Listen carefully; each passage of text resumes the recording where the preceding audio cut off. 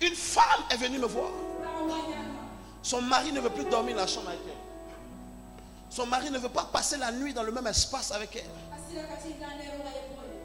Si elle est dans la chambre, il faut qu'il soit au salon. Il ne peut pas. La journée, il lui parle. Mais dormir, non. Jusqu'à ce que un jour, elle essaie de comprendre. Parce que ça durait. Et le monsieur a dit, je ne veux pas dormir à toi parce que tu veux me tuer. Elle dit, mais comment je vais te tuer?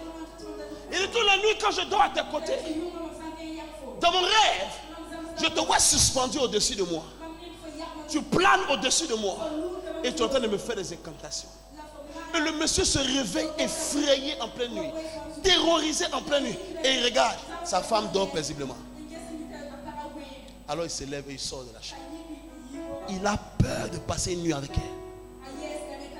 Parce que la nuit, il voit l'aspect et l'image de sa femme en train de venir faire les incantations, en train de venir l'effrayer, en train de venir le torturer. Alors il est terrorisé. Mais écoutez-moi, la femme était innocente de toutes ces choses. La femme n'était pas au courant de toutes ces choses. Mais la sorcellerie, qui n'était pas contente de voir la cohésion entre cet homme et sa femme, a décidé de manipuler l'aspect et l'apparence de cette femme afin de changer son image aux yeux de son mari.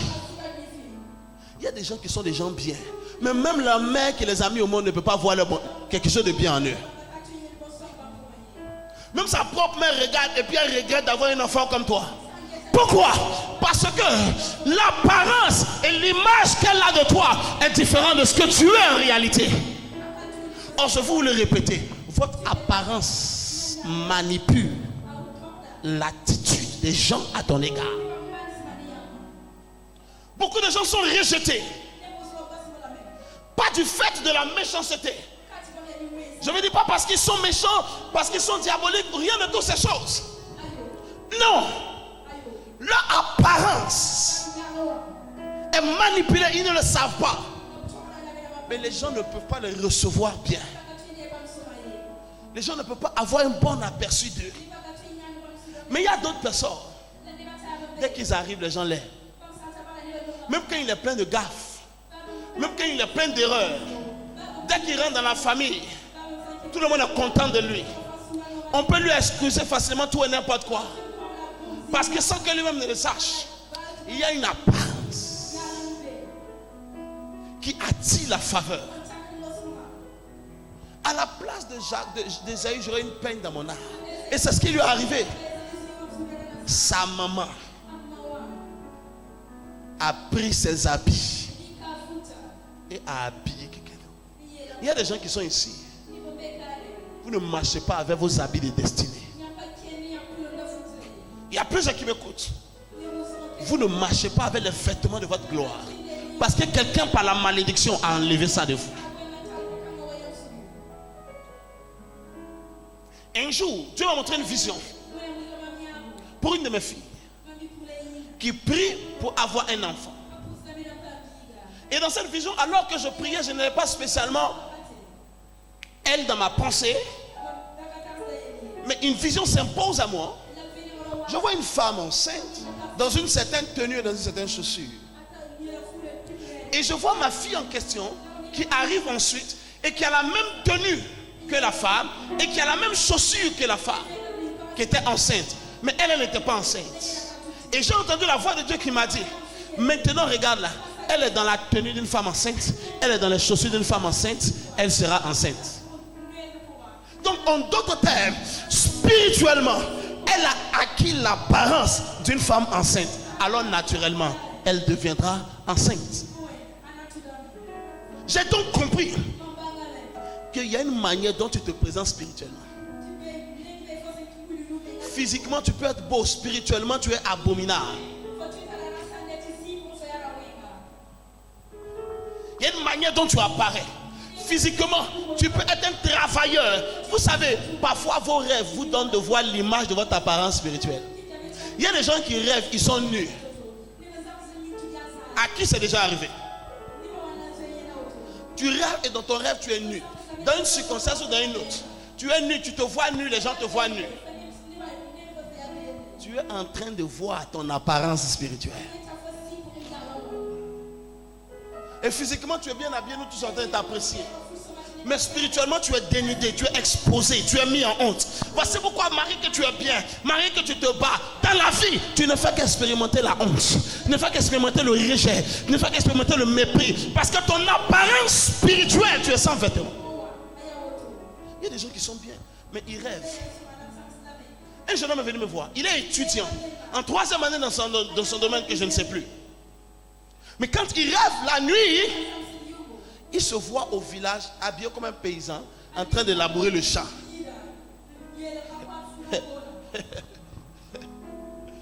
Dans la vraie vie, on le voit avec l'apparence d'un jeune étudiant. Il est au campus, il est à l'université comme un jeune étudiant. Mais la nuit, c'est un paysan qui est au champ, en train de travailler dans un champ qui n'est même pas pour lui. Ce n'est même pas même un bon chant. Quand tu regardes, tu dis, ah, vraiment mon chant est joli. Parce que tu peux rêver que tu es au champ et c'est un bon rêve. Mais quand tu rêves que tu es au champ et que c'est un mauvais rêve, tu sauras aussi. Pour lui, ce n'est pas un bon chant. Et ça se répercute maintenant dans tout ce qu'il fait. Il est en train d'échouer. Ses études ralenties et toutes ces choses. Pourquoi? Parce que son apparence dans le spirituel est l'apparence d'un pauvre paysan. J'ai prié pour une dame travaillant dans une structure privée et tout, ayant un minimum de position. Mais qu'un rêve, elle se voit à l'école primaire. Et elle voit son enseignant de l'école primaire de avant. Le gars en classe est en train de lui enseigner les choses de l'école primaire qu'elle a laissées depuis des vingtaines d'années. Je ne sais pas qui a imposé à ta vie, Palikaba, une apparence spirituelle qui n'était pas la tienne. Mais je lève mon doigt vers le ciel. Que ton vêtement soit rétabli dans la gloire. Amen. Que le vêtement de ton travail soit rétabli dans la gloire. Amen. Le vêtement de ta vie familiale relationnelle rétabli dans la gloire. Amen. Le vêtement de ton ministère rétabli dans la gloire. Amen. Une femme m'a dit quelque chose qui était drôle mais qui n'était pas drôle. Elle m'a dit, papa, quand je marche dans la rue, qu'un homme me voit de dos ou bien de côté, il court même de face à une certaine distance, il vient à moi comme s'il s'intéresse. Dès qu'il arrive, il voit mon visage, il fait demi-tour sans même me dire bonjour. Mais tu n'es pas un monstre. C'est-à-dire, viens ma fille, viens, mets-toi ici. Tu sens que c'est chez toi que le gars est venu. Voilà, elle est là, elle est en train de faire sa vie. Maintenant, elle vient. Comme elle aussi, elle veut que quelqu'un vienne, son regard stratégiquement, c'est qu'il y a un pointeur qui arrive. Mais quand le pointeur arrive comme ça, dès qu'il fait comme ça, il fait comme ça. Elle dit, papa, ce n'est pas... Mais qu'est-ce qui est sur mon... Tu n'es pas vilaine. Comment quelqu'un maintenant qui te voit de près fait demi-tour, sans dire bonjour, sans même me dire, excuse-moi du dérangement, je me suis trompé de personne. Même pas un bonjour, même pas un mot, il part. Après aujourd'hui, quand ils vont te regarder, ils vont rester collés. Je déclare, ton apparence va devenir attractif. Ton apparence va devenir attractif pour le mariage. Ton apparence va devenir attractif pour les affaires. Quelqu'un n'est pas en train de comprendre ce que je suis en train de prêcher. Ton apparence va devenir attractif pour le ministère. Tu as dit amen, c'est pour toi. Tu as dit amen, c'est pour toi. Tu as dit amen, c'est pour toi. Tu as dit amen, c'est pour toi. À partir de ce matin, ton apparence change au nom de Jésus. À partir d'aujourd'hui, ton apparence change au nom de Jésus. Tu ne seras plus vu de la même manière.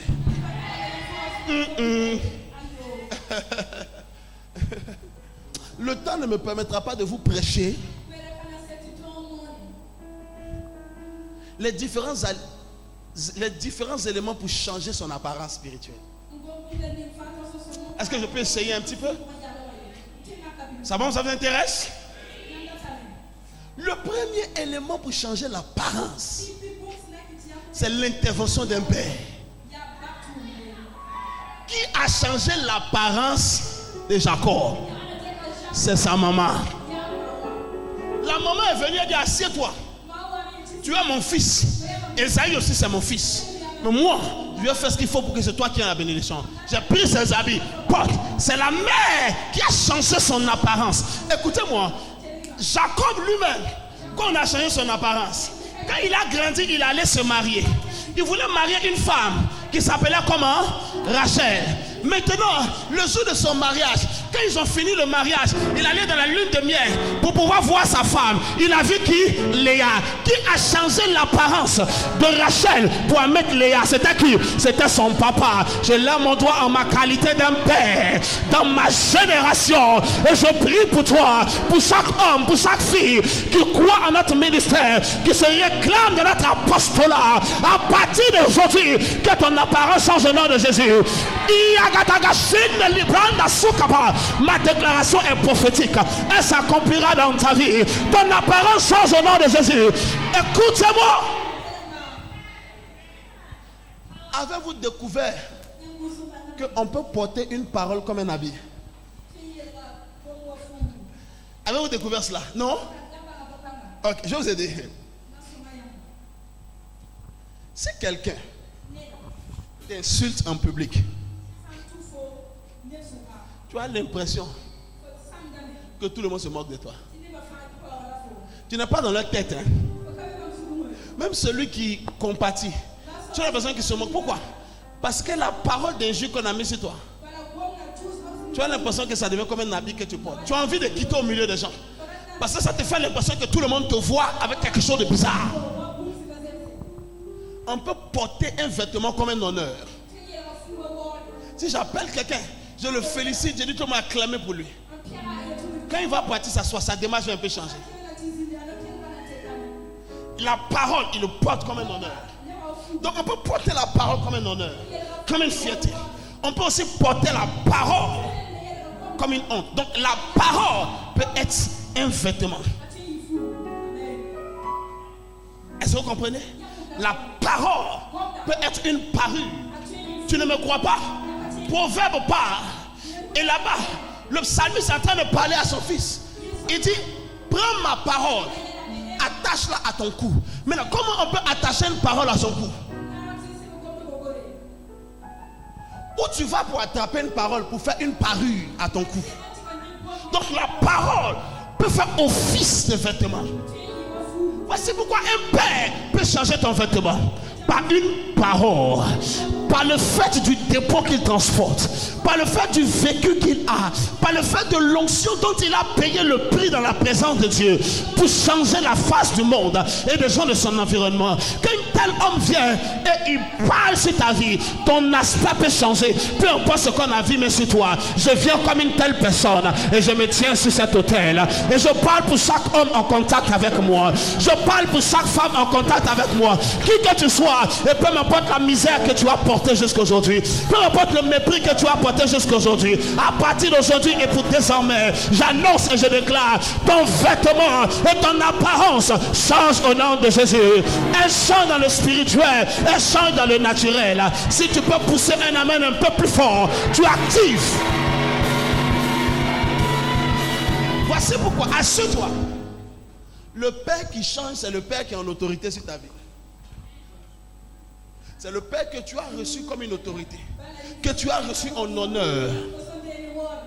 Voici pourquoi quand la femme de distinction, qui était à Sunem, a dit à son mari concernant le prophète Élisée, cet homme est un saint homme de Dieu.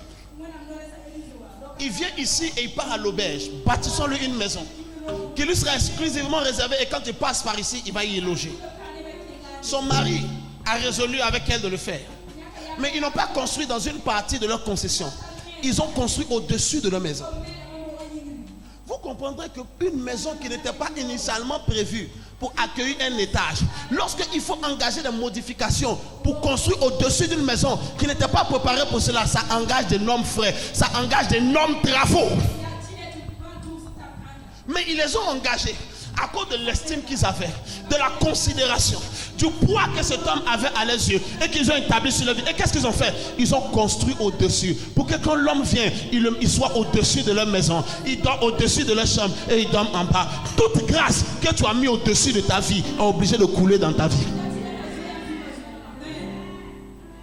Toute onction que tu as établie au-dessus, c'est toi qui l'établis, ce n'est pas Dieu. Que dans ton cœur, dans ton âme, dans tes pensées, dans tes actions, dans tes paroles, tu dis, cette grâce, cette onction, ce temps, je l'établis sur ma vie. Quand tu le mets au-dessus, l'huile coulera. Car voici, c'est comme l'huile qui coule sur la tête d'Aaron, qui se répand sur sa barbe et qui descend jusque sur le pan de ses vêtements. Ça ne part pas du pan de vêtements vers la tête, ça part de la tête de la barbe vers le pan de vêtements. Donc pour que l'huile qui a coulé sur la tête arrive à toi, tu dois décider de te mettre en dessous de sa barbe. Elle a dit à son mari, on va être stratégique, mettons-le en haut. On n'a qu'à dormir ici. Nous on dort en bas. Aucune stérilité ne peut rester dans mon ventre alors qu'on a mis l'onction sur notre tête et que nous on s'est mis en bas pour dormir. Un an plus tard, elle embrassait un fils dans sa main. Et quelques années après, le fils est mort. La même onction. Parce que la chambre était toujours là. Le problème, c'est que les gens font une chambre d'honneur dans leur cœur pour l'homme de Dieu. Jusqu'à ce qu'un miracle se produise. Et quand le miracle se produit, il casse la chambre, il casse l'honneur, il dit on n'a plus besoin. Mais cette femme, elle a honoré l'homme de Dieu. L'enfant est venu. Elle a continué de l'honorer. Sa chambre était là. Jamais personne n'avait occupé. Quand l'enfant est mort et qu'elle allait voir l'homme de Dieu dit, la chambre que tu as construite pour m'honorer, va mettre l'enfant là-bas. Pour que là où tu m'as honoré, c'est là-bas ton enfant sera ressuscité. Alors la femme est retournée, elle a pris l'enfant et elle a mis sur le lit que elle-même elle avait bâti. L'honneur que tu bâtis pour ton homme de Dieu, la considération que tu bâtis dans le temps, c'est cette chose sur laquelle tu pourras t'appuyer le jour du malheur pour réclamer que cette onction vienne pour te délivrer de la bataille. Tu peux avoir un pasteur, mais lorsque tu ne l'as pas mis au-dessus de toi, il n'y a aucune plateforme légale et légitime pour toi de réclamer que l'onction qui est sur sa vie intervienne en ta faveur. Waouh! Regarde-moi, regarde-moi. Je chante ton vêtement aujourd'hui au nom de Jésus. Il y a Dieu dans ma bouche. Avec le Dieu qui est dans ma bouche, je passe sur l'apparence et l'aspect de ta vie. Les gens vont te voir différemment au nom de Jésus. De la manière que Pierre a vu Jésus différemment. Il était prêt à faire quelque chose pour lui. Les gens vont te voir différemment et vont faire des choses pour toi. Des inconnus vont t'aider parce que ton apparence les saisira. Donne-moi amen. Je peux donner le deuxième élément?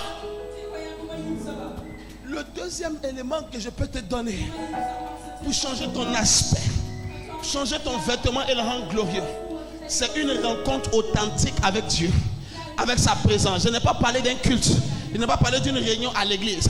Je parle d'une visitation spéciale, activée dans la présence de Dieu, à coup d'une recherche particulière. Vous me chercherez et vous partirez. Et vous me chercherez de tout votre cœur. C'est alors que vous me trouverez. C'est de cela qu'il s'agit.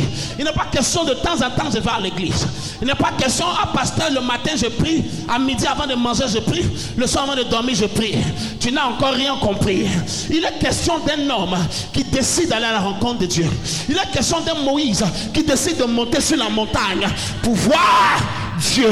Il est question d'un Jésus qui décide d'aller dans le désert pour 40 jours pour rencontrer le Père qui l'a envoyé et sa puissance. Il est question d'un David qui dit, oh Dieu, tu es mon Dieu, mon âme a soif de toi. Une rencontre avec Dieu. Tout ce que le vêtement de Jésus avait changé parce que sur la montagne de la transfiguration, il avait une rencontre extraordinaire d'une dimension divine élevée. Alors cette rencontre extraordinaire avec la divinité suprême a changé son aspect. Tu ne me crois pas? Moïse est monté sur la montagne. Quand il a rencontré Dieu, après 40 jours, il est descendu. Les gens ne pouvaient pas regarder son visage parce que son aspect avait changé. Pourquoi? Il avait vu Dieu.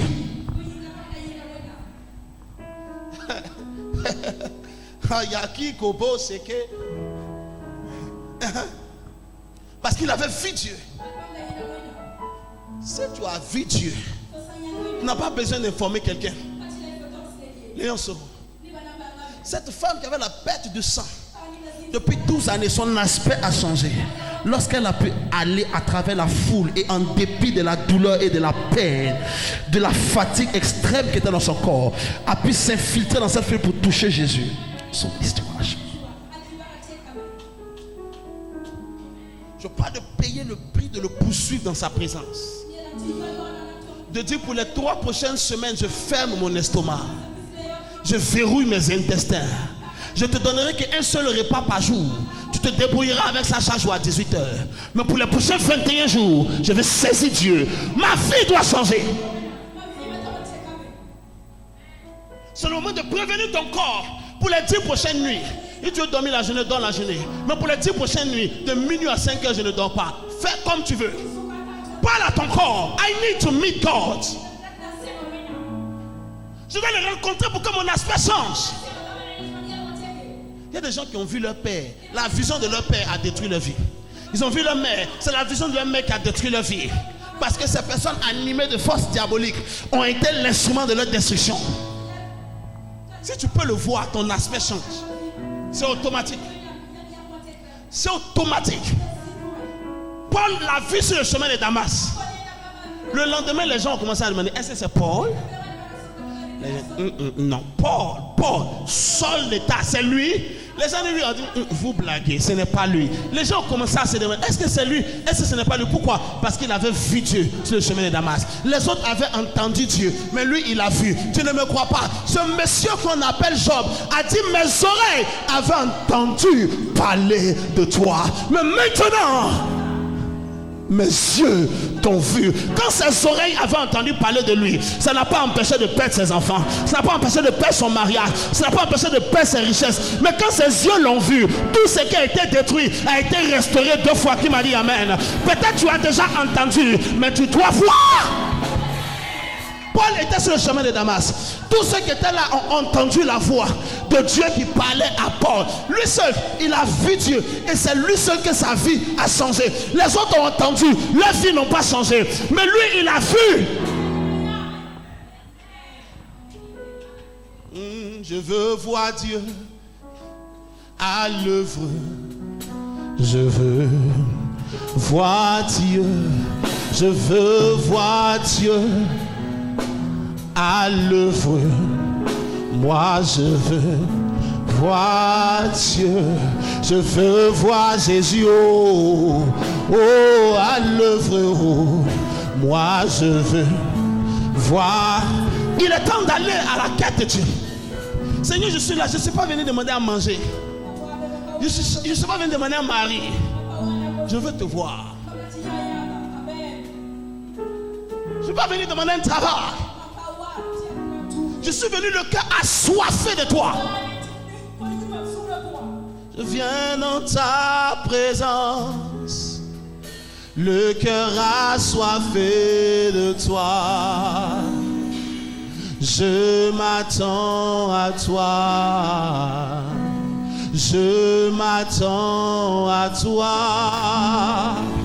Je viens dans ta présence, le cœur assoiffé de toi. Je m'attends à toi. Je m'attends à toi.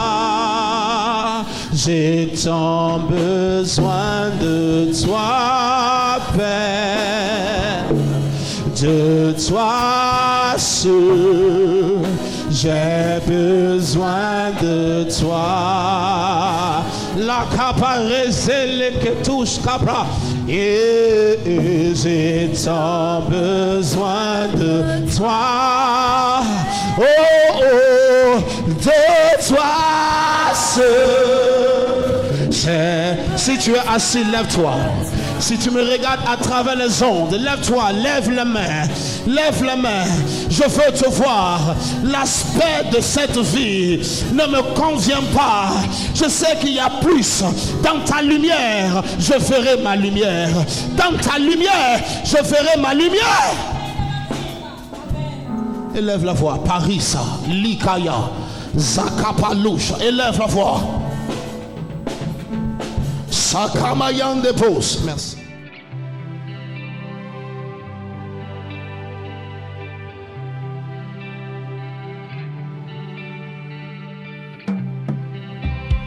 Je connais sa valeur, c'est pourquoi je le loue.